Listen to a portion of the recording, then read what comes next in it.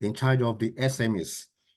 We will be presenting to us what governments are doing in order to make SMEs sustainable in this part of the world. Also, we have the keynote address that will be made by Mr. Norua Edokolo on adopting business strategies in an economic downturn. We will also have time for us to share our perspective, questions, and answers. And while closing it, we have the Director of Social Labor Affairs for NECA to give us information or share tips about what NECA has for business. To start the sessions today, I would like to yield the floor to the Director General, Mr. Adewale Oyerinde, for his opening remarks. DG, you have the floor.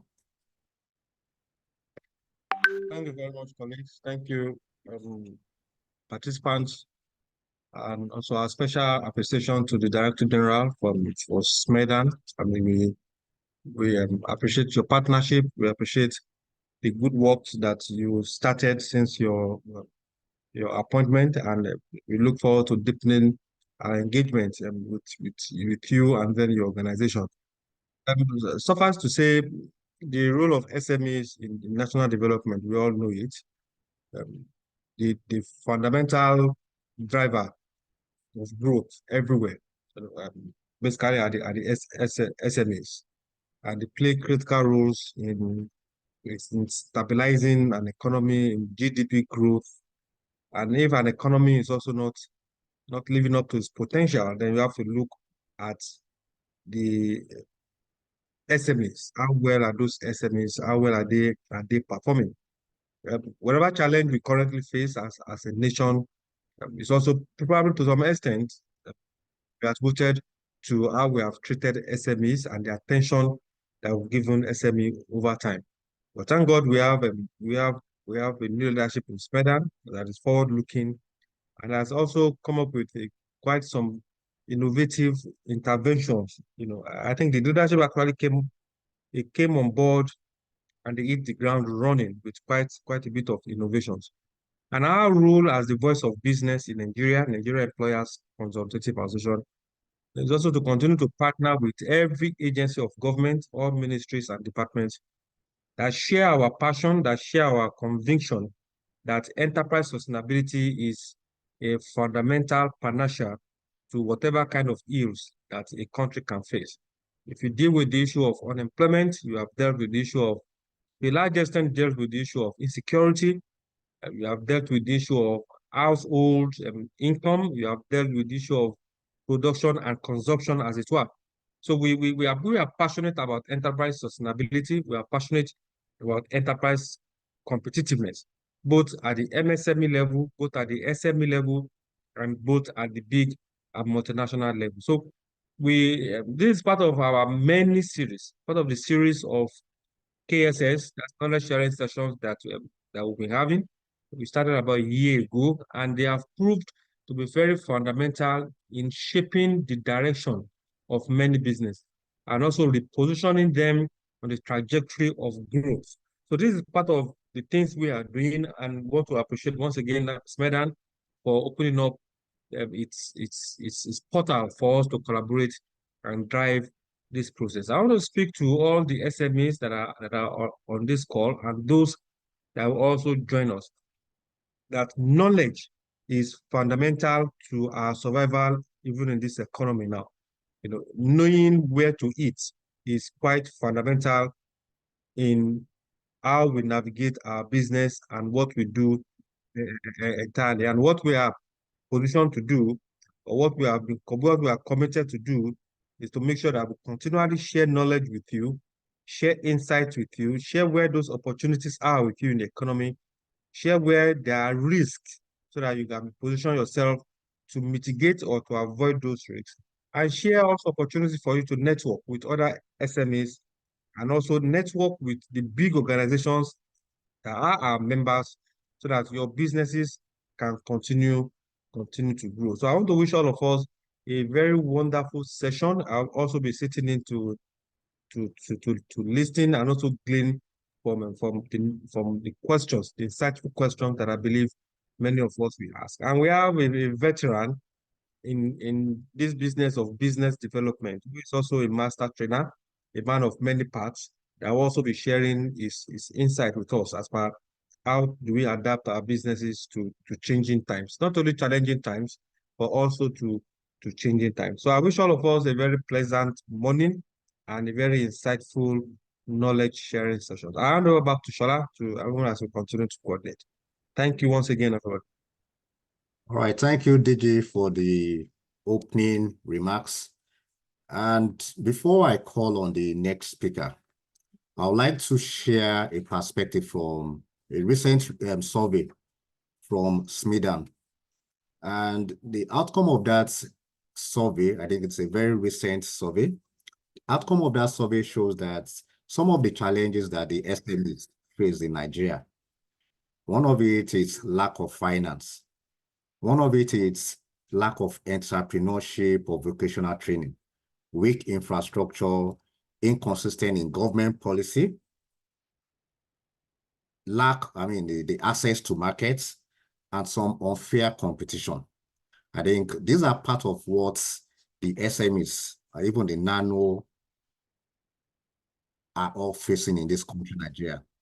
However, we have representative of the Director General of the Small and Medium Enterprise Development Agency of Nigeria to speak to us on the government initiatives for this sector, the most contributor to our GDP.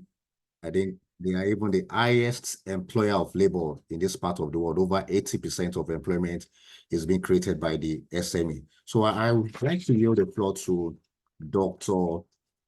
Mrs. Funto Babarinde. Just a little profile about Dr. Mrs. Babarinde. Dr. Mrs. Babarinde is an entrepreneurship expert, a certified business development service provider. She has been in the SME space for over 19 years with a good understanding of the SME ecosystem and have implemented different intervention programs.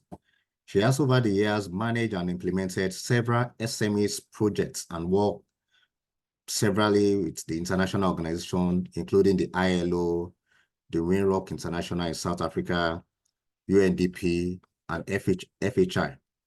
She has also gained or worked with various national and governmental institutions, such as the Federal Ministry of Industry, Trade, and Investments, the National Youth Service Corps, National Emergency Crisis and Disaster Management Authority, Industrial Training Fund, and National Exports Promotion Council. She's a member of the Women and Youth Unit of the agency. Some of the women work groups she has worked with is African Women Entrepreneurship Program, an African Project Development Center. She's married and a mother of 3 children. So I yield the floor to Dr. Mrs. Funto Babarinde. You have the floor.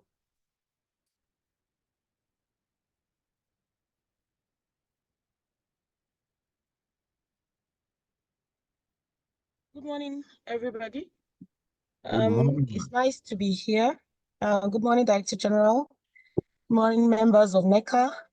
It's nice to have the opportunity to interact with you virtually. And we've always had a good relationship with NECA, particularly new. We've had things we have done before in the past, and it's nice to be able to come and talk to some of the SMEs that are here on possible initiatives, government initiatives for businesses for sustainability and growth of MSME. For the purpose of today's presentation, I would like to share my slide, and hopefully we can engage based on this information and see how it goes forward. Okay, so I'd like to start by saying that the vision of the government as a whole is to reduce poverty, to increase GDP, to ensure there's job creation, wealth creation, and the economy is healthy. And the vision of Smedan as an institution that was established by that government is to establish a structured and an efficient micro, small, and medium enterprise sector that will enhance sustainable economic development of Nigeria. We know SMIDAN was established in 2003 to promote the development of micro, small, and medium enterprise sector of Nigeria. And basically, we say we're a one-stop shop for SME growth and development. Basically, what we do is facilitate access of micro, small, and medium entrepreneurs and investors to all resources required for their growth and development. I will at this point like to apologize for the absence of my DG. He's unavoidably absent because he's engaged in some other assignments that involves a bit of the presidency, and that leaves me the responsibility of representing him on this platform. I would also like to emphasize that for you who is the SME, I'm sure the vision you also have is at whatever level you are, whether you're in the service industry, whether you are in the agricultural industry, whether you are in a technical skill, whether you have a vocational skill, I'm sure the vision of everybody is to grow and to prosper and to be able to take care of your basic responsibilities and enough to do every other thing else you want to do. That's the basic vision of the SME space. And for that to happen, there must be sustainability and growth for the SMEs. Now, government, as you have requested, has put in different organizations that are responsible for ensuring that this sustainability is achieved and growth is achieved. And these are some of the agencies, just a few, that are quite a number, that directly or indirectly affect us as SMEs. We have the Central Bank, the NISA Microfinance Bank, those are the funding institutions. We have NIPC, NEPC, NICDA, Bank of Industry, and of course, SMIDAN, who happens to be the organization we are talking with today. So, what are the initiatives? The Nigerian government agencies, they play major vital roles in fostering entrepreneurship. I'm talking to entrepreneurship because we're talking about SMIDAN. By providing financial support, trainings, regulatory guidance, market access, access to workspace, and these agencies offer programs and schemes that empower entrepreneurs, whether they are startups or small businesses, helping them overcome challenges and succeed in their various sectors. By offering resources such as access to loans and fundings, regularization of their activities. Most of the MSMEs, particularly at the nano and micro, are very unstructured and very informal. So regularization of their activities will help push them from the non-formal to the formal sector. Workshops, mentorship roles, skill development, and these agencies contribute to the growth and sustainability of entrepreneurship in Nigeria, which is one of the major roles that SMIDAN has on its shoulder. So what are the things that SMIDAN has done? They have asked that, what are the initiatives? These are some of the initiatives that has been done by SMIDAN, particularly in this new government. And safe to say that with the new DG we have more energy and more drive to achieve more. These are some of the activities that we have done. One of them is the revitalization of where we call the IDCs. In the industrial, they are called industrial parks in the past, but now we call them enterprise centers, and we have a total of 23 enterprise centers. What are we looking at to do in all of these industrial centers? They've become comatose. They've not been working over the years. So in the last 2-3 years, we have tried to re-engineer and restructure these, rejuvenate these centers to become effective for the MSMEs to use, because really they actually workspaces for MSMEs to grow and to develop. We have reconstruction of the IDCs. We have done access to common facilities. So almost all of the IDCs, apart from the fact that yes, there are workspaces available for MSMEs, we've also tried to install common facilities in most of the IDCs that have been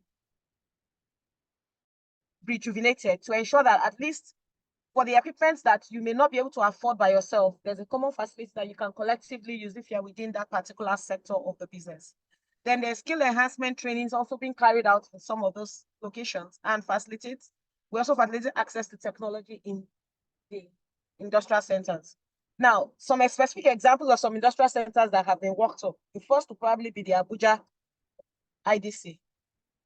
And for the Abuja Industrial Center, it's been rejuvenated to a 3-in-1 facility center, where you have a furniture center, a recycling factory, and we also have a common facility for garment production with state-of-the-art equipment present there. And I can tell you for a fact that the recycling center has started its business. So also is the garment has been open to the public. It's an opportunity for you to walk in and do whatever you need to do, particularly if you have mass production within the fashion sector, for a small token and get what you want to do done and delivered on time. But for the furniture factory, it's still in process. I can assure you that probably before the year ends, I'm sure that would also be ready and ongoing. At Akure, we have the chemical production center where they produce mainly chemicals. One particular chemical they produce a lot there is paint, but there's a niche that we have created at that center, and that is for anybody that is producing within the center. You also have the opportunity to use the address of the center as your company address. So you can get your NAFDAC registration using that address as your production site. And that happens to be, I think, a creative niche for people within the chemical sector to be able to do and get their NAFDAC registration with ease, particularly in that state. For Ogun State, we have the woodwork factory, we have the agro-allied processing plants, which for particularly in Ogun, we picked the rice milling. Now, most of these particular sectors was based on analysis and research that had been done. So we have a rice milling plant in Ogun. We also have a woodwork plant in Ogun for SMEs that are within that sector and are interested in the business. In Lagos, it is a packaging center. We picked packaging because Lagos has so many things, and if it's well packaged, you can be sure you can sell it better. Owerri is a 3-in-1 multi-purpose center for metal fabrication, for electrical works, and for ceramic fabrication. So if you're in any of those sectors, you can go use the facility, get your products prepared and ready for market.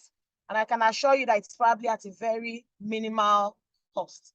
What are some other initiatives that has been put down for the MSMEs to ensure their sustainability and growth? We have what we call the One Local Government and One Product, which is a program for MSMEs. And the One Local Government, One Product is a program that gives you opportunity for the SMEs in their different senatorial districts to develop at least one product line that is economically viable within their immediate vicinity. What we do is we prefer to work with cooperatives. However, we've had situations where what it is that if your business enterprise is existing and you're cooperative, you can access, is a form of funding window. You can access between 2 million and 5 million for your cooperative to grow that particular enterprise that you are working with. We target more of the agro and agro-allied sector because we believe that they are the ones that can sustain the economy, particularly in these times when everything is not working right. With the recession and with all the challenges we're having, if there is food, you've solved the biggest problem. Others can also be solved. So One Local Government, One Product is basically targeting agriculture, agro-allied enterprises, and we're seeking their growth in terms of capacity building, offer capacity building to them. We try to follow up what they are doing in your different sectors and senatorial districts. We also try to empower at least one enterprise within each senatorial sector. It has been carried out in 36 states, and we restarted again with each of the states again last year. However, we cannot carry everybody at the same time because of limitations of budgets. So we're doing it in phases. For matching funds, that's the relationship between Sterling Bank and Smedan. It's a funding window also.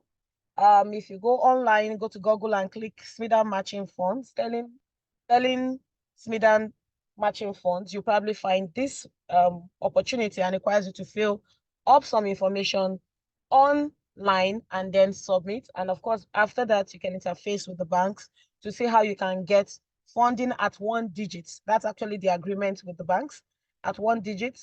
So maximum of 9% for a period of 1 year. The modalities on that one is still being reviewed. So I know not too many people have been able to access that in recent times, but that's we are actively working on to see how we can conclude that and ensure that the whole public has access to it, and it's the ability to use it will also help grow the MSME businesses better. There's the National Business Skills Development Initiative, which is an initiative of the government to give empowerment. It's an capacity building and an empowerment structure. So we select different sectors and different businesses, at least a minimum of 3 skill areas in each state. And each of these skill areas, we select a number of people based on interaction. Sometimes it's picked from associations. Sometimes the participants are picked from probably BMOs. Sometimes they are picked from interactions with SMEs who have made one request or the other that is within that sector. In some cases, we have a bit of political interest, but all of these people are brought together and are trained. And once they are trained, we prefer to pick people that actually have a bit of knowledge about the skills. Because various skills are used. We have people in the fashion industry in that sector. We have people in woodworks. We have people in the leather sector, leather production sector. We have people in catering, confectionery. We have people in different sectors. That's what we pick, depending on the states. And it's done in the 36 states of the country. Training for a period, and after the period of training, also giving an empowerment, an empowerment of an equipment that you can start immediately as a micro enterprise. So you're not just getting an improvement on your skill, but you're also getting an equipment that you can start your business within your space at that point in time. We're hoping that over time, as it grows, of course, other opportunities for you to grow beyond that point is also provided. For the year 2022, 36 states were covered. For the year 2023, because of limitations of fund, only 30 states were covered. But we have proposed the budget to the federal government for the year 2024. And from the approval we have heard, though we've not gotten the approval, not seen the funds yet, but from the virtual approvals we've gotten, I think we'll be able to cover 36 states and probably cover more numbers. The numbers are between 55 and say 1 in each state that are empowered with this. For conditional grant scheme, this is dealing with the bottom of the pyramid, the nano enterprises. Anybody can be a part of this, and it's actually a structure that allows you to access training, a bit of capacity building, and funding at the amount of 50,000 naira. We actually did this to help the informal sector probably start and get a bit formalized. At least you should be able to register an enterprise. That's the projection for the conditional grant scheme, which is done by the agency. We also know that for the federal government, a conditional grant scheme was also launched. However, that we have not been able to access yet. But for the one that the agency does, that's height structure that is for the 36 states of the country. Talent Hunt and Kickstart is more of a competition program where you compete based on the skills and based on criteria that have been set within different sectors for you to access funds and grow your business. You also get the opportunity to be mentored by experts in the process. By branding and packaging for after and MSME exports, access to market platforms, and I'll talk to them as we go on. For Smidan Select is a program where you can showcase your product for free on a market platform. We actually use the website of the agency. So if you click Smidan Select on your Google, it will take you to the website and take you to the page where you will see different products in different states, and it's open to anybody who is interested, provided you have an e-representation of your business, which means you have an e-flyer, you have an address, you have information that we can be reached virtually. You can access Smidan Select.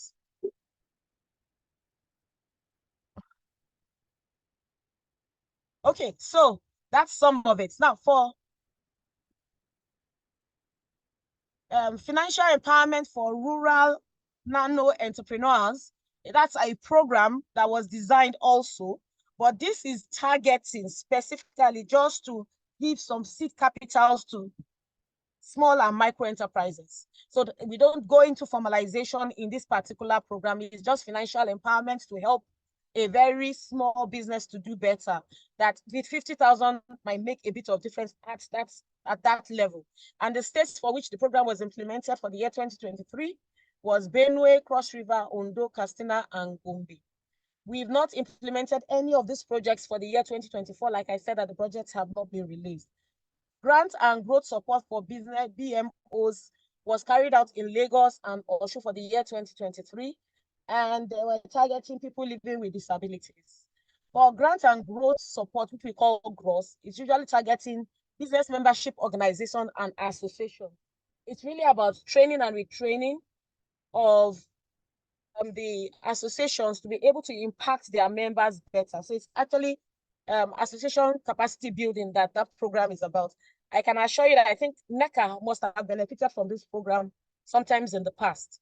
And the financial component of this program, apart from the capacity building, the interaction with experts that can give you information to help build your association better, is 500,000 is given to the association or to the membership organization to help them improve what they are doing within the organization or the association. So that's how that is structured. Like I said earlier, I said Talent Hunt is a competition. So the states for which Talent Hunt and is targeting youths. Talent Hunt is targeting just youths, people between the ages of 18 and 35. So we are looking for creativity. We are looking for youthfulness. We are looking for SMEs that are different, that can come up with destructive ideas that can help change the narrative within that sector. For the year 2023, the focus was waste to wealth, and the particular states that were picked was Kaduna State in the north and Anambra in the south. Mind shift training of 100 teachers per location was also carried out in Kogi and Borno State. That's another program, but this is targeting the educational sector. So we are looking at people within the educational sector building their capacity. We have gone through the 36 states. For the year 2024, we're looking at retraining and school enterprise support. Under this retraining and school enterprise support for mind shift, we're looking at the possibilities of inviting renowned businesses to mentor the students, not just about the teachers teaching them anymore. We're also hoping that they will come up with creative enterprises, even at that level, that can be empowered, that can be funded, that can be helped to grow, other things being equal. I said packaging and branding training on innovative ways of branding. It's packaging and branding is a training on innovative ways of branding the business and products with a packaging support of 100,000 naira. So we're looking at what exactly is that business you are running, and also what exactly is the product, the specific products for which you are working with. How can we help you do it better?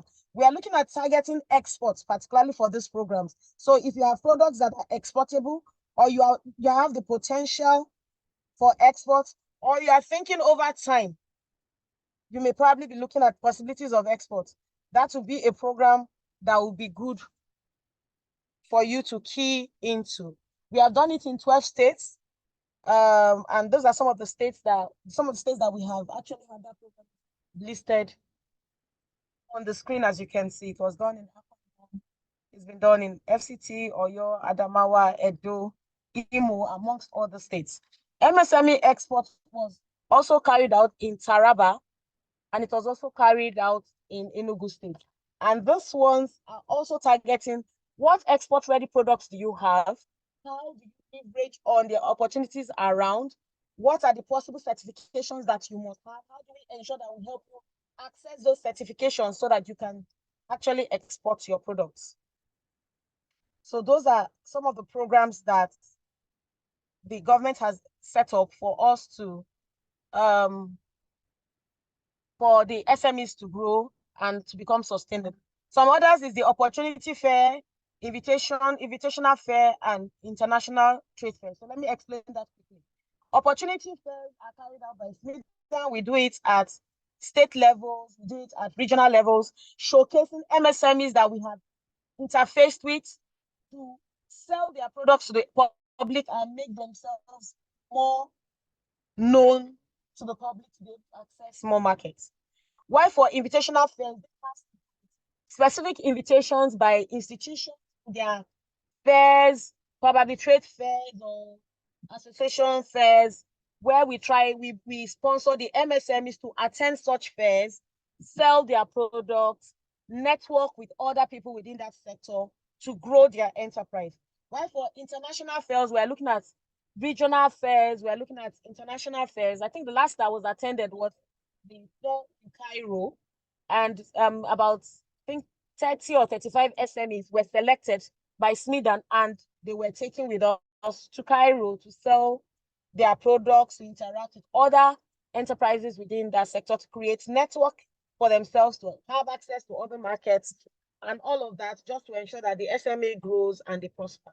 The MMRP portal is a data collection portal where the MSMEs can register themselves with Smedan and they become part of our database.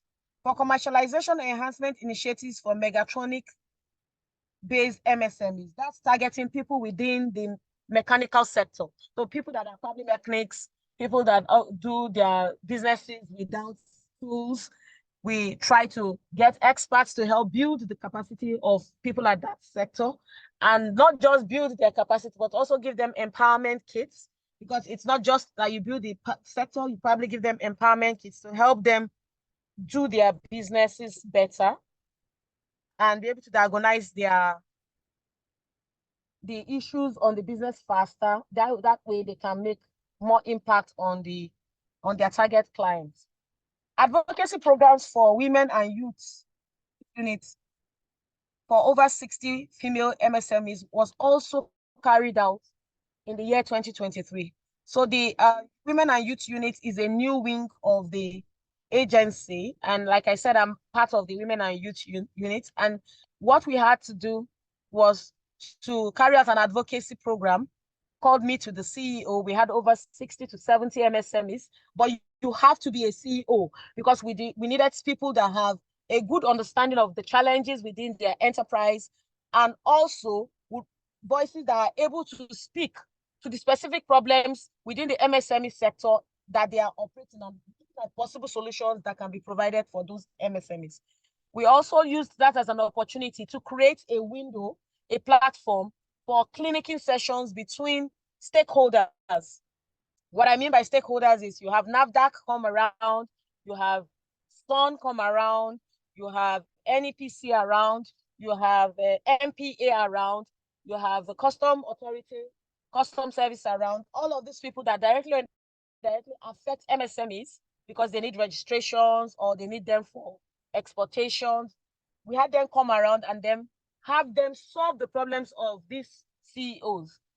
Not only did that program hold, but the program went beyond just a physical to a virtual platform. While till today, we still have people on that platform trying to solve or have solved problems with MSMEs that are female-owned businesses, so that they can run better. Ongoing presently is the artificial intelligence training in partnership with Microsoft within the agency here in Abuja. And we have over 500 women that are going to benefit from this impact. So they are going to learn about how to use artificial intelligence to grow their sector, their businesses in the different sectors in which they are operating. The last but not the least that I have listed for the purpose of this presentation is the Business Development Service Providers Certification Program. Now, that particular program is targeting people that can help the SMEs. We know that as SMIDAN, we are unable to solve all the problems of the SMEs alone. We have quite a large number of SMEs all over the country. So we have also gone forward to look at certifications for people that are experts within the MSME sector that are from the private sector. Reason why we went further to do training and certification for them is because we wanted everybody to be on the same baseline. We didn't want people interacting with our SMEs as quacks and then causing more problems for the SMEs. So now we do trainings for the consultants that want to work with our SMEs from the private sector, so that you have enough information and enough capacity to be able to impact the SMEs in whatever state and whatever location that they are. I think those are some of the basic informations that I can, within the space of time, that are for sustainability and for the growth of MSMEs from the angle of SMEDAN that the government has put down. I would like to conclude by saying these programs and initiatives collectively aims to enhance the competitiveness and sustainability and growth of MSMEs in Nigeria, contributing to the overall development of the country's economy. Please think big, start small and start now. And ultimately, the objective is to achieve prosperity.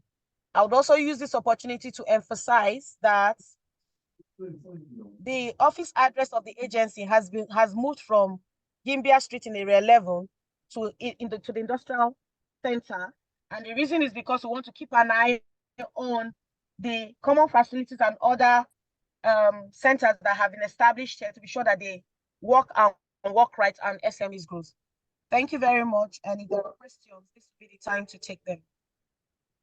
Wow. Wow. Wow. Thank you, Dr. Babarinde, for that presentation. I think earlier I read out some of the challenges that SMEs are facing: lack of access to finance, yes, vocational training, and all the rest.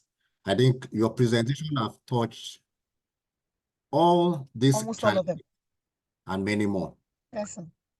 I'm sure that you're still with us, and yes, I want participants on this call, please take note of your questions.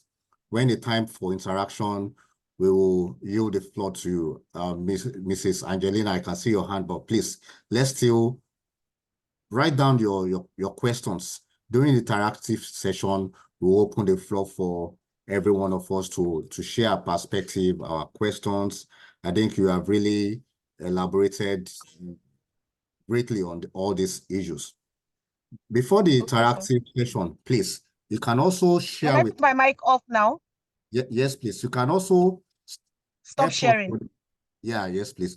You can also share with us the list of your addresses. Yes, we are from Abuja, and we have members on this call spread across the 36 states of Nigeria, in Lagos, in Ogun, in Enugu, in Port Harcourt. We would also like to have your address in those areas for us to reach out to you.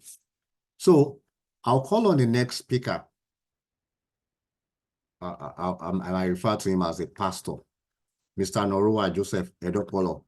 It's an accomplished professional with over 25 years of experience in coaching, facilitation, training, and consulting.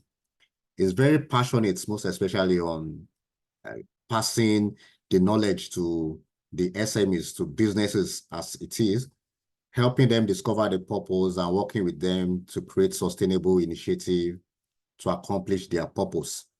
He is an organizational development certified professional and an International Labour Organization certified master trainer. He's also an associate member of the Chartered Institute of Personnel Management, ACI-PM, and a licensed human resource professional. His working life spans experience from multinationals and the non-profit organizations.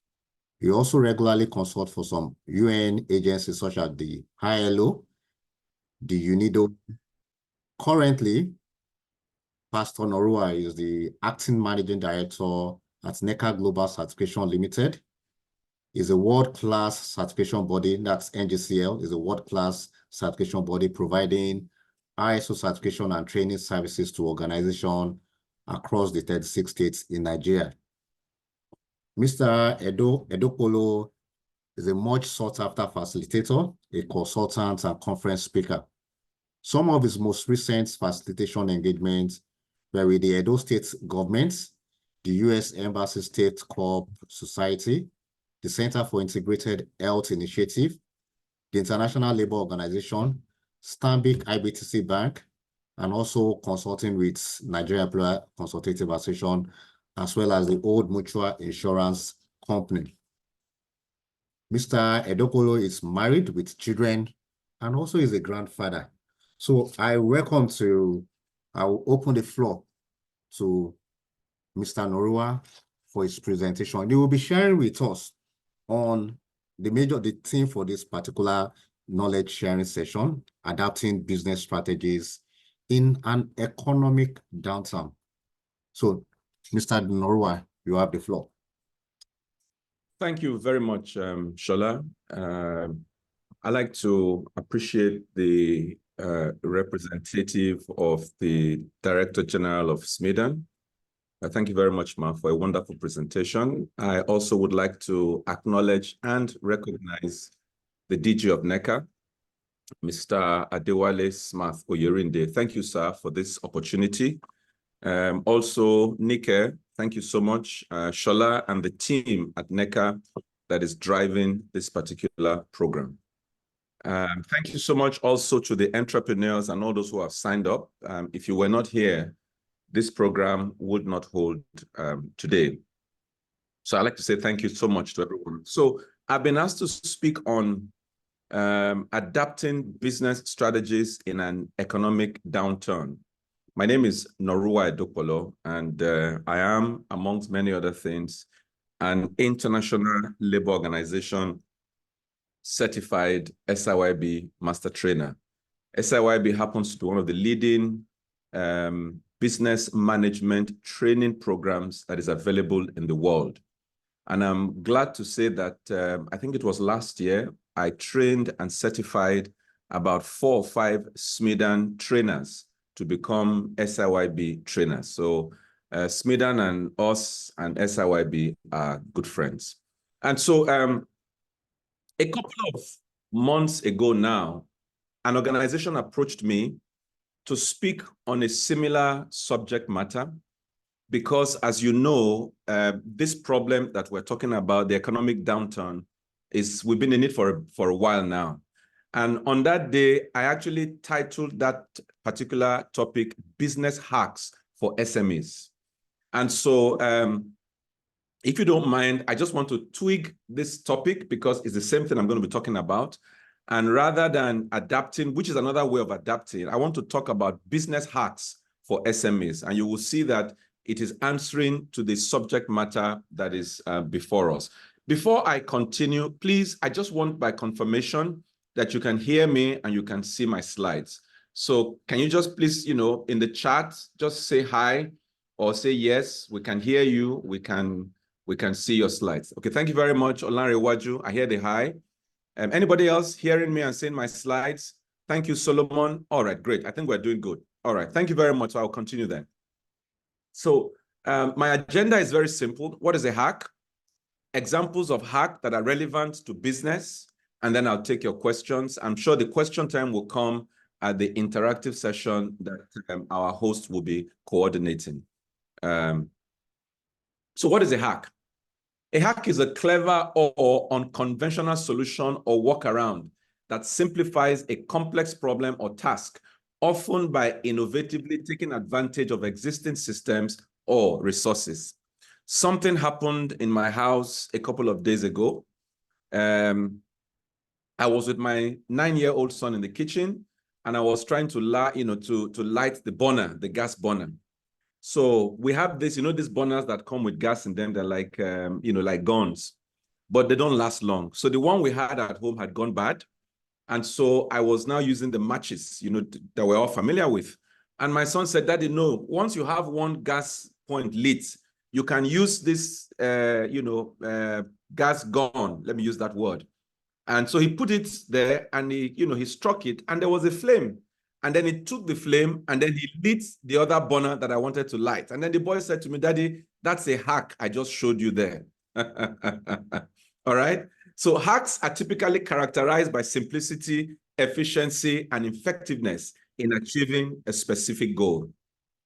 Hacks can apply to various domains, as I have just shown you: business, technology, life, productivity, creative problem solving, etc., etc. There can be a hack for just about anything under the sun, okay? Now, let's talk about financial management hacks. What are we doing here today? I want to give you quick, actionable steps, things you can do as a business owner to ameliorate the adverse economic situation in which you find yourself. So my focus is on practical, actionable strategies. I'm not going to be speaking a lot of theory. So please follow me. It's going to be practical. In other words, you can leave this training this morning, get back to your office and begin to implement some of the things that I'm going to be sharing with you. So number one hack for finance is budgeting. All right. What is budgeting? Very simply put, is a statement of intent. This is the amount of money I'm expecting. This is how I intend to spend it. These are the areas where money is going to come in from. These are the areas where money is going to go into. I mean, everybody in Nigeria understands a budget by now, but maybe I should just add as an aside, please don't pad your own budget for your business. It won't be in your interest. The next thing you want to do is cost cutting. You've got to look at your business and ask yourself, where can I reduce cost? The traditional unfailing way that businesses succeed and prosper is either you reduce your cost or you increase your income, your sales, your revenue. The dimensions can be different, the ramifications can be different, but at the end of the day, every business that succeeds either has low cost or high revenue. So for you as a business person, you want to ask yourself, all right? So for example, do you want to use the gen the whole day now? Maybe you want to have periods. From this time to this time, we use generator, depending on your nature of your business. Do you want all your staff to come to work every day now? Is it necessary? If you are not in a manufacturing business or a business that requires physical presence, if I were you, it would be cheaper for you to give them data. Do you know that if you give your staff data, if they don't have lights in their house, you're not the one that will give them power. They will find power for themselves. But if they come to work every day of the week, you have to provide power, you have to provide data, and you have to probably increase their salaries because their cost will go high. So how can you, cut the cost of running your business? I'm happy that Smidan came in before me. I mean, Madam has outlined quite a number of initiatives that government is doing that you can latch into. I mean, ahead of 50,000 naira, 100,000 naira, 500,000 naira, support for this, support for that. Sometimes your business may not even need cash. It may just need the right connection or the right network. So exploring government grants and subsidies of financial assistance programs is another way that you can hack and make, increase your financial situation in your business. Another thing you can do is to diversify your product or service offerings. So for example, you run a restaurant, add a delivery service to it. And guess what?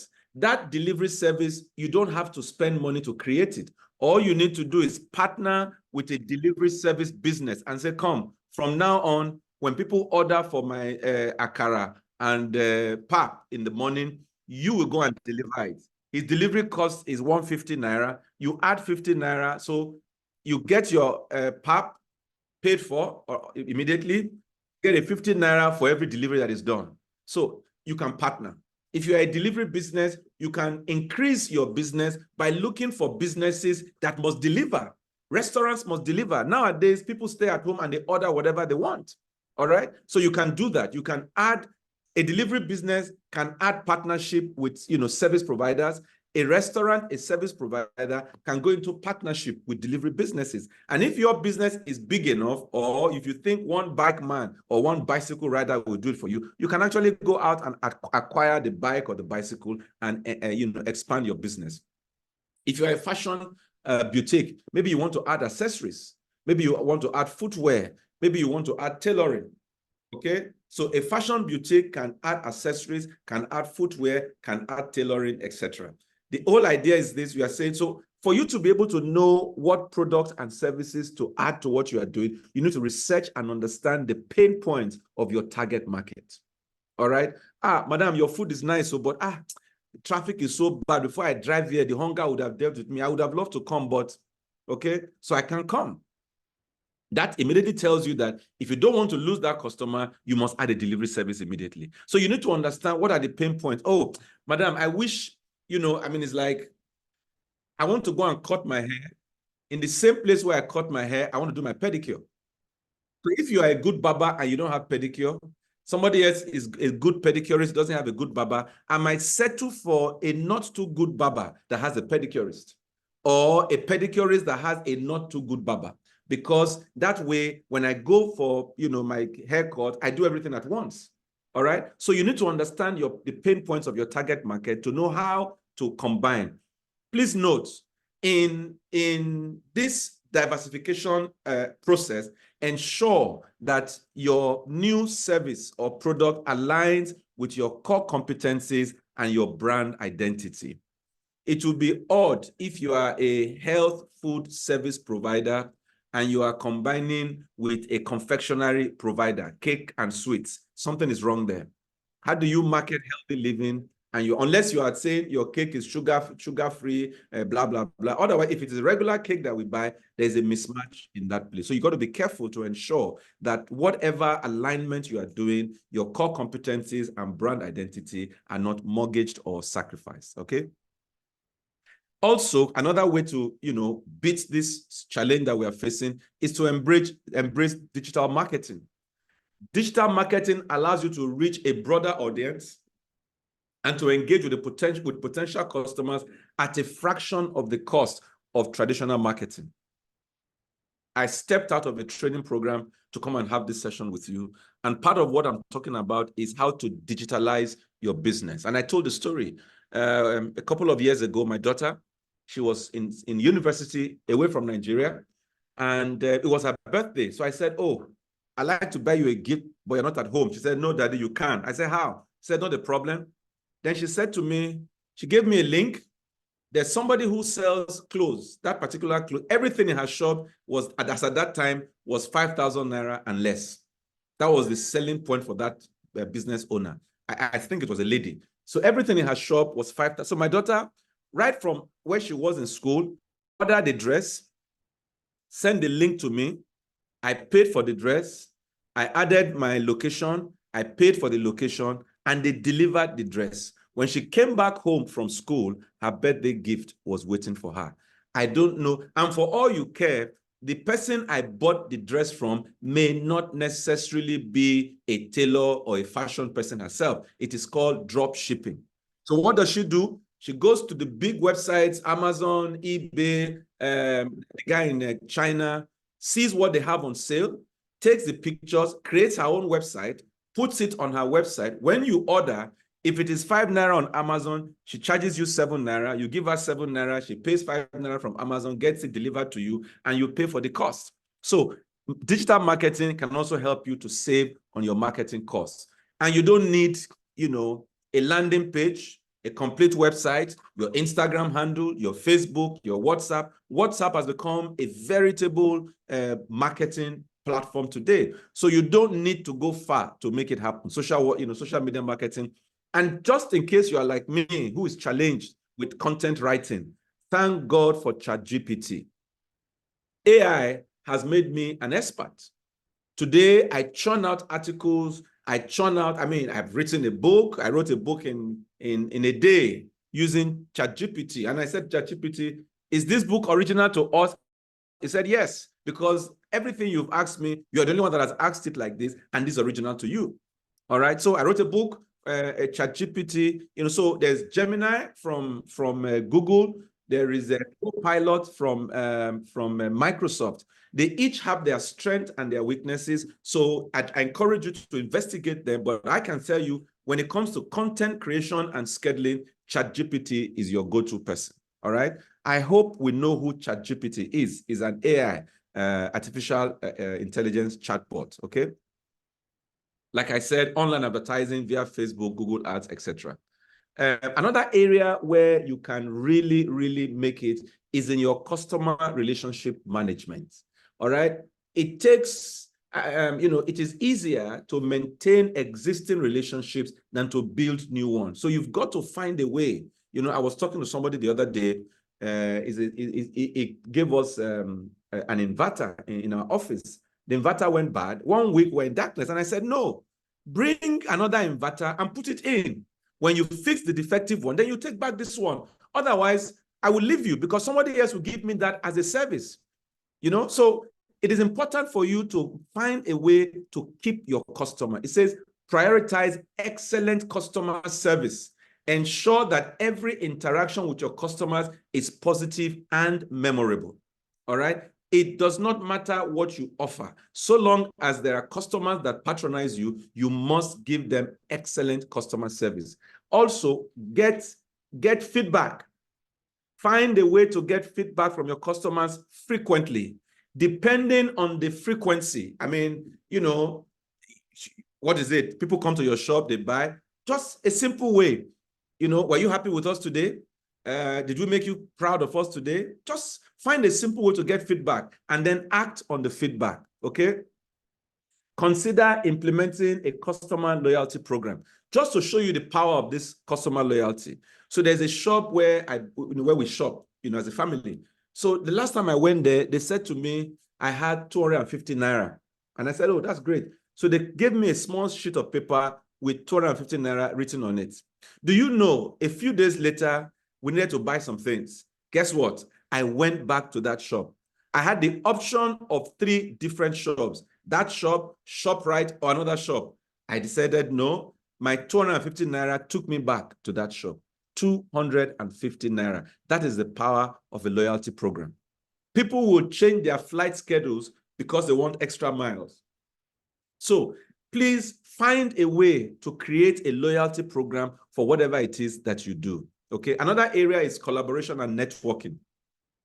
So I said, consider forming partnerships or collaborations with local businesses offering complementary products or services. A local bakery and a coffee shop, for example. You can join a business group like NECA. I'm sure NECA will tell us how we can join them because you get a lot of, you know, information, a lot of networking and collaboration, and the things you are struggling with, you'll be surprised that somebody else has dealt with. I mean, look at this program, for example. It is because you are associated with NECA, that's why you can have access to this information that you are getting for free today. All right. Another thing you want to look at is what they call lean operations. Now, lean operations is a big deal, okay? You know, I mean, big manufacturing companies do it. People have green belt, black belt, you know, all those big English. But I want to break it down for you so that even you as a small business can become lean in your operations without knowing all the big words that go with it, okay? It says by embracing lean operations, small businesses can reduce operational costs, boost productivity, and better withstand economic challenges. Lean principles encourage a culture of continuous improvement and resource optimization, okay? Now, how do you do this? Number 1, all right? It says, analyze your workflow and identify bottlenecks or areas where resources are underutilized. What does that mean? So here I am. I own a bakery. What is my workflow? My workflow is the flour comes, we measure, we add the ingredients, we mix, we heat up the oven, we cut up, we get the paste, put it inside the baking pan, put it into the oven. After that, get it out, let it cool down, put it inside the nylon, wrap it up, take it out for sale. That is my workflow, A to B to C to D to E. Now the question is, I need to analyze that process, that procedure, and ask myself, can I do something? Is there a way I can reduce the time? Is there a way I can do 2 things instead of 1? Are you getting it? Is there a way I can automate? Is there, so you think about your business, think about what you are doing now. Create, for some of you here, typical entrepreneurs, I'm sure you just do what you do. You own a hairdressing salon, all right? When people want to make their hair, they come. When they come, they lose their hair. They loosen their hair, they wash, they dry, then this and that and that. Look at that process. Is there a way you can reduce it? Is there a way you can make it faster? Just think about it. Everybody can improve, all right? Everybody can improve. Is there a way technology can help you depending on the kind of business you are doing? Another area where you can have lean operations is in your inventory. What is inventory management? Very simple. You sell, you bake. Again, I go back to the baker. You bake. So inventory management means your eggs, your flour, your sugar. If every time you want to bake, you just go down the road and buy a small, one mudu or one bucket, you're not doing very well.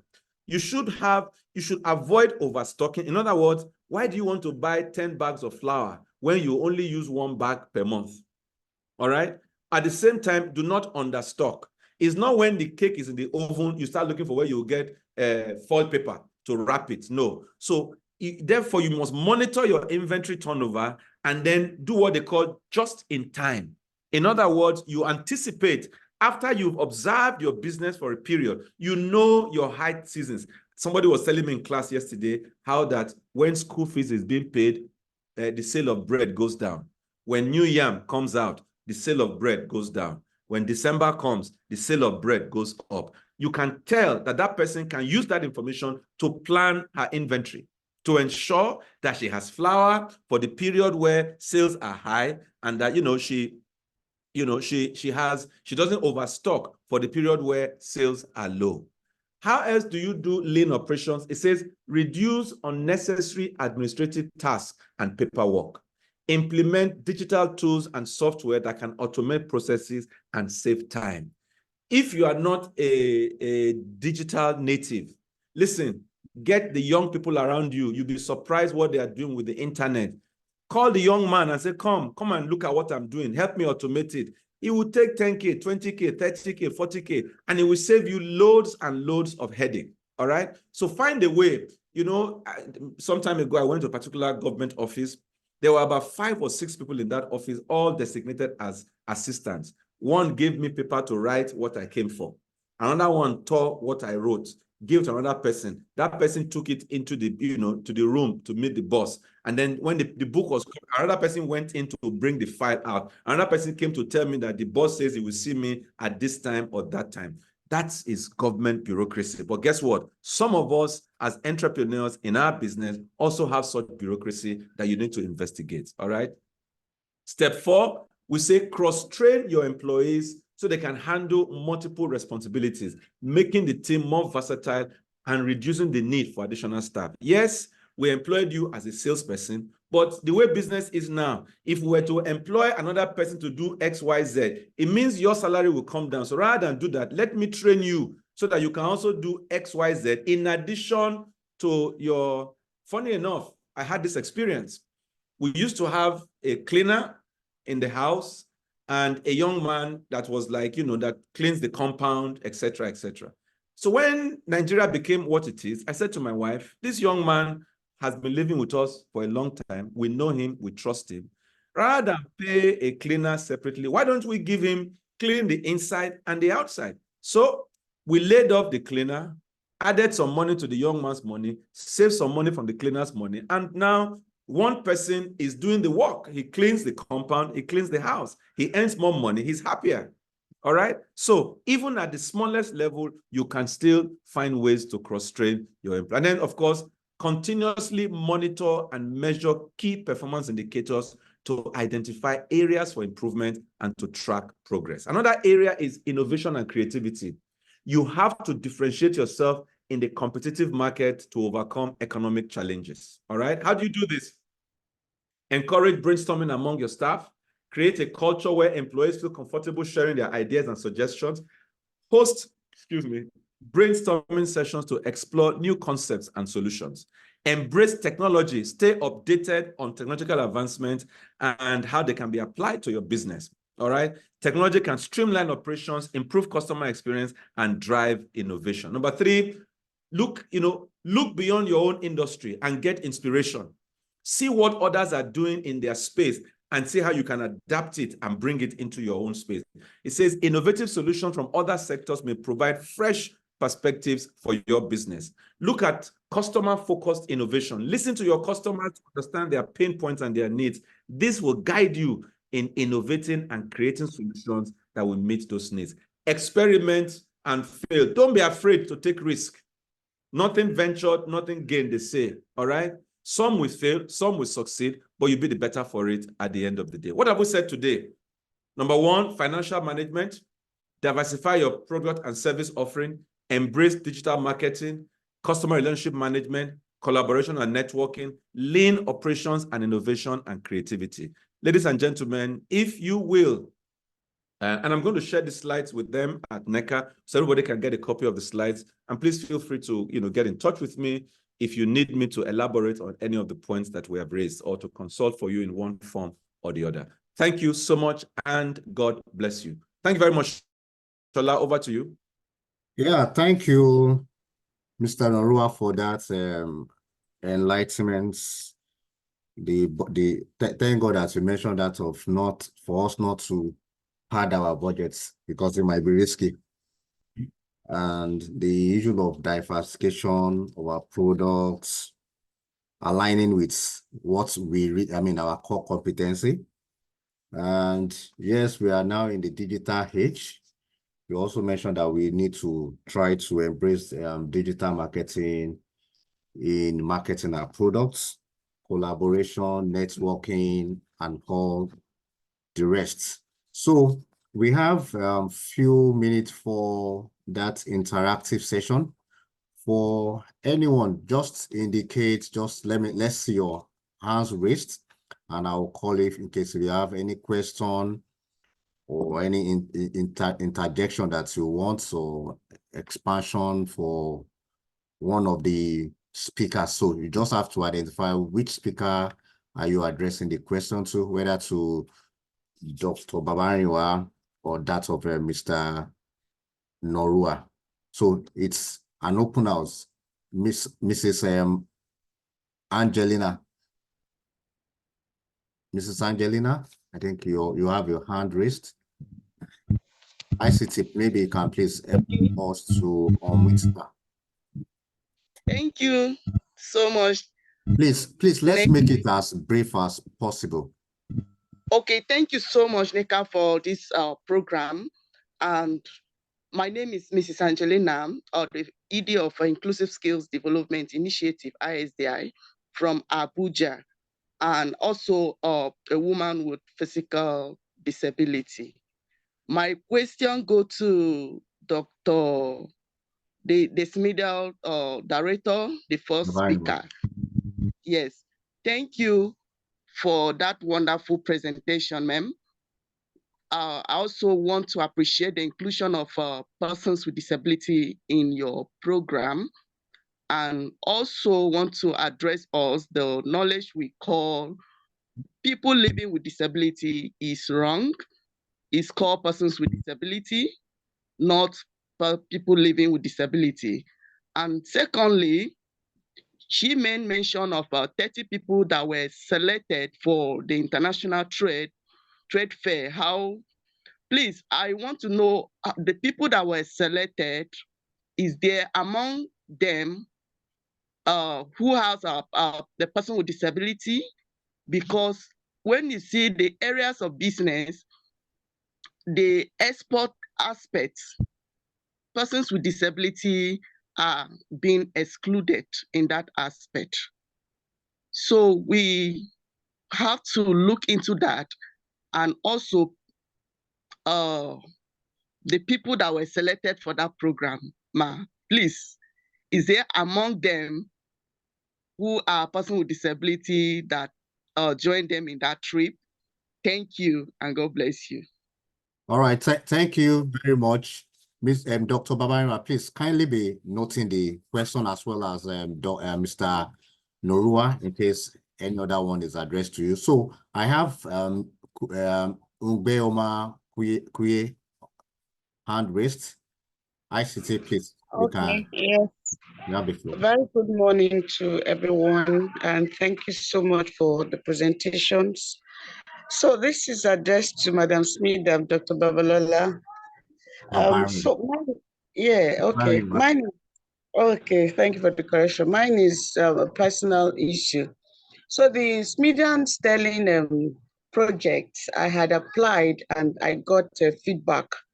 So I was asked to now start to proceed.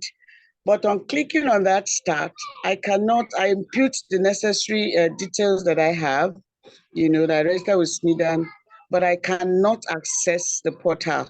I've done it severally. I did forgot password, and Smithland sent me reset password about 48 hours after. I did it and I still cannot access the portal.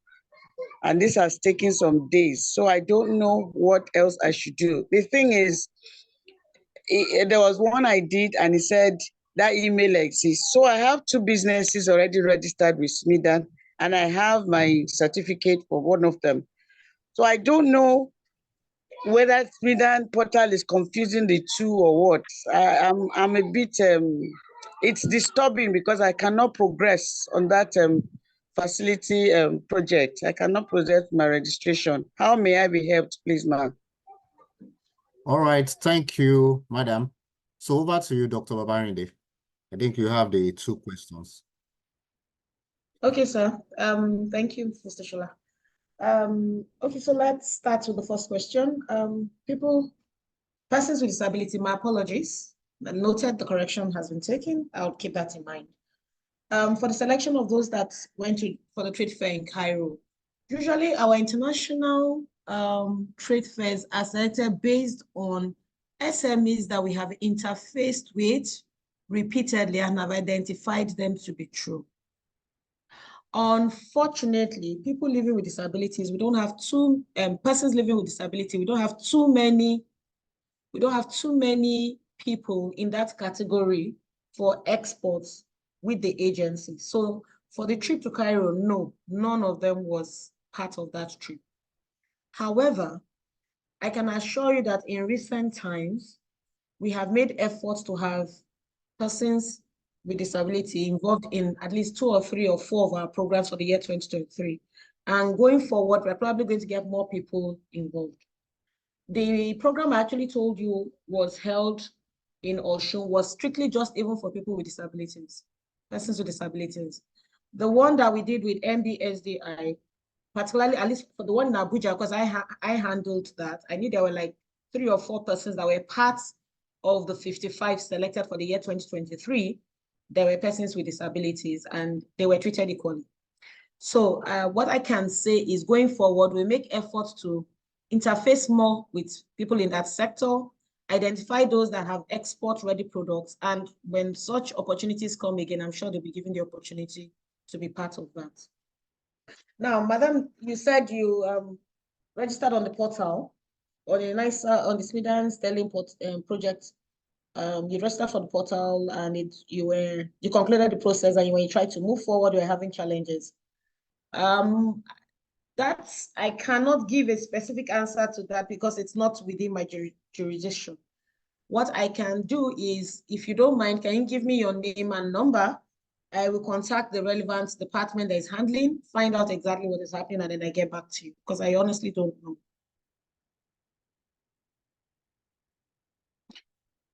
If it's okay with you, ma'am. Hello? Okay, madam, I think you can share your contacts if possible with the secretariat. We'll share with Dr. Babarinde. Okay, thank you, sir. So we'll try and sort that for you. But I have to ask at the departments that are handling what exactly is happening. I can't answer that at the moment. Thank you, sir. All right. So we also have a question from Alero Benitier. You have the floor. Good morning. Yeah, it's still morning. Please, I want to find out how can I register as a business service provider with Smidan? I am a certified ILO Start and Improve Your Business trainer. Okay. Before you ask, okay, I think you can go ahead, doctor. Okay, so you asked how you can register with Smidan as a certified trainer or a consultant. Yeah. Am I speaking your mind? Yes. Okay, so to do that, while we know that we have certified people from ILO, for fair ground, we'll still insist that you have to go through the BDSP training. It's a 2 weeks training, and then an interview is done by a national steering committee, which is made up of people from the private and the government sector. And if that pulls through, that's all. You become one of us. It's not more than that. But that has to be done first before you can be recognized as one of the consultants or one of our trainers. I'll share with you the phone numbers of the schools. If you are interested, just talk with them, find out when their trainings are holding, finish the training. They will give you the dates for the interviews. Once the interviews is done with the National Steering Committee, you're certified as a certified BDSP. And from there, you can become a trainer for SMEDA. I think that's how it works. Thank you. All right, Yes, ma'am. thank you very much.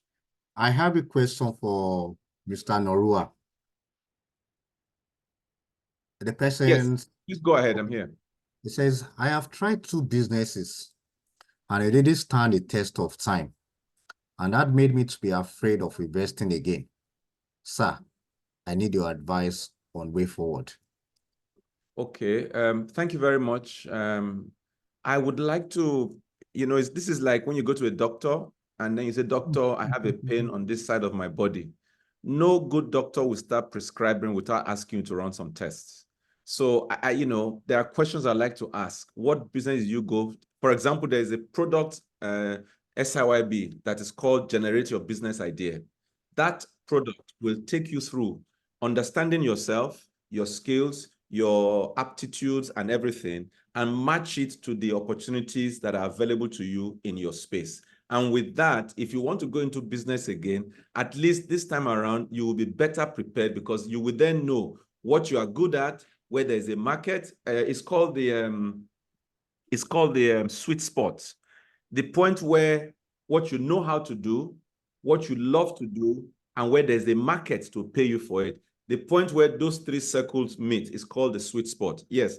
So yes, I can take you through a process to discover your sweet spot. And then from there, you can go ahead and, start a business again. So I can't answer the question in definite terms because there are more questions to ask you to be able to recognize where exactly you need to go. But I think in a nutshell, it is possible to, do business and succeed so long as you do your homework very well.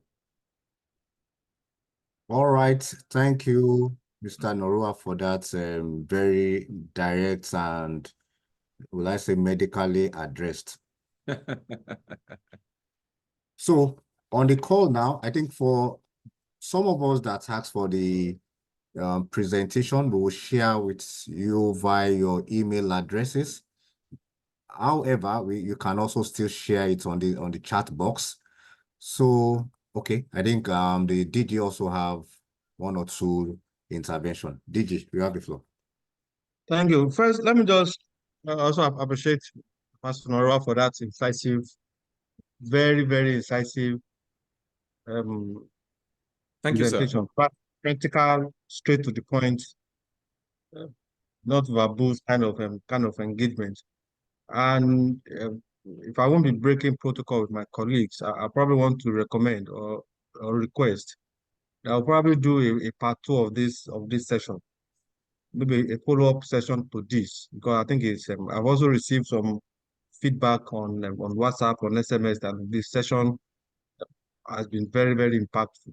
So if we can work it out at the secretariat level and also with the continuous partnership with SMEDAN, and probably we can also bring in one or 2 other organizations, probably BOI, or whichever one we also add value to this conversation. I really want to hope that my colleagues on the call we can facilitate a second session of this, so that those that were trying to I'm struggling to use the word help, or those that were trying to share information with, they can maximize the benefit of NECA's presence or NECA's existence at this critical time in our national economy. So we'll look at it internally, and I want to trust that all participants have dropped their contacts and they've registered, and my colleagues will get back to us if it is visible and possible for us to run a second leg or a follow-up on this conversation in the shortest possible time. Thank you, sir. Thank you very much, sir. All right, thank you, DG. We will go to the closing remarks, announcements, and I'll yield the floor to our Director, Social Labor Affairs, that also doubles with NECA projects, Mrs. Adenike Adebayo Ajala, for the remarks and announcements. You have the floor.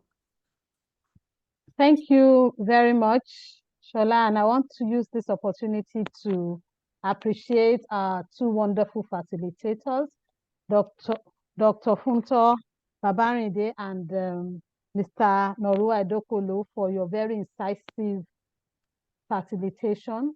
And thank you so much for sharing your wealth of knowledge with us. It has been a very interesting session. We've learned so much. I didn't know that SMEDAN had so many initiatives for MSMEs, and it's good to know that these are practical steps, and the fact that we can, at any point in time or wherever we are, be able to key into those initiatives. We also like to thank Mr. Edokolo for sharing his wealth. He's an entrepreneur, so he knows what he's talking about. So thank you very, very much for sharing your wealth of knowledge with us. NECA, as we had told you at the beginning, and as my DG had mentioned, we're a BMO, and we are the umbrella body for private sector employers. But we have a very special place in our hearts for MSMEs, because we believe that it's from MSMEs that organizations become very big. And we also have a special category in terms of membership for MSMEs. So if you want to become a member of NECA or through the MSME route, we have a special package for you. And of course, it gives you access to information. It gives you access to some of our programs that are free and are useful and will be useful for you. We also have platforms for you to be able to interact with big businesses, for you to be able to do businesses with them. So thank you to everyone who has been on this call. We have some programs that are coming up that we felt that it would be good to share with you and for you to be able to be part of it. We have our job fair coming up. NECA runs an annual job and employability fair. This year's focus is on the green economy.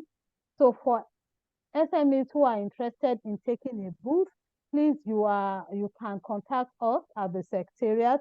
Our number will be put in the chat box, so you can pick it from there. So we have a job fair taking place on the 15th of May. And also, if you have some of your children, you have some of your wards who are interested in meeting with employers, they can also come to the job fair on the 15th. We have our radio program that we run every Wednesday that talks on different social economic issues that would be useful for your businesses. So we invite you to please join us on Radio 1 at 10 a.m. every Wednesday via Radio 1. Tomorrow we are going to be talking about the national minimum wage, and a lot of us will have more than 5 employees or more than 25 employees, and this minimum wage will definitely affect you. So please, if you are in this category, kindly tune in tomorrow via Radio 1 to listen to our resource person speaking about the national minimum wage. We also have a Nigeria Employers Summit taking place in June in Abuja from June 25th to 26th, 2024 at Abuja Continental Hotel. It is free entry. We invite you to please join us to be able to partake in the wealth of knowledge that will be shared, the discussions that will be had concerning the reforms that government is making and how it affects businesses. So thank you once more. We invite you to become members of NECA. For you to become a member of NECA, you need a minimum of 5 employees, and that is all it takes for you to become a member of NECA. And of course, your business must be registered. So please reach out to the Secretariat. We have the platform. A lot of you must have gotten this information on the platform. Please reach out to us, and we'll be glad to bring you on board. So thank you very much for listening, and I will hand over back to Shola. Shola, you have the floor. Thank you. All right. Okay. Thank you. I think it's a good time for us to close this session. Like the DJ mentioned earlier, we will come back to you for a second part of this knowledge sharing session. Like in the opening, we mentioned, yes, NECA, we've been doing this, sharing knowledge about perspective of businesses with member companies, and we will continue doing this as time progresses. And we'll be looking at issues that borders on survival of business in this part of the world. On behalf of the Director General, I'll say enjoy the rest of the day. Thank you, and God bless you.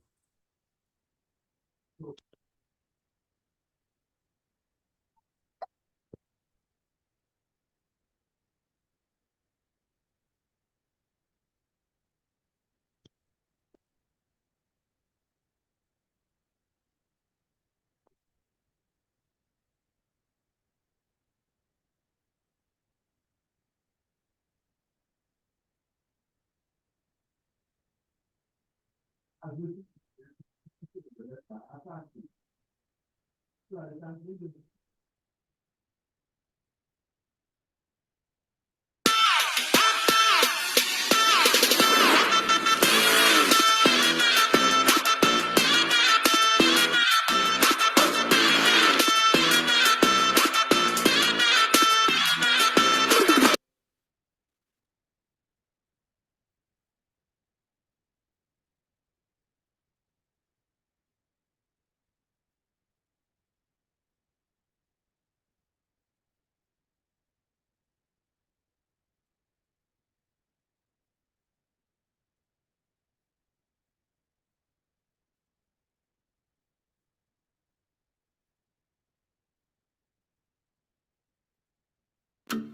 you.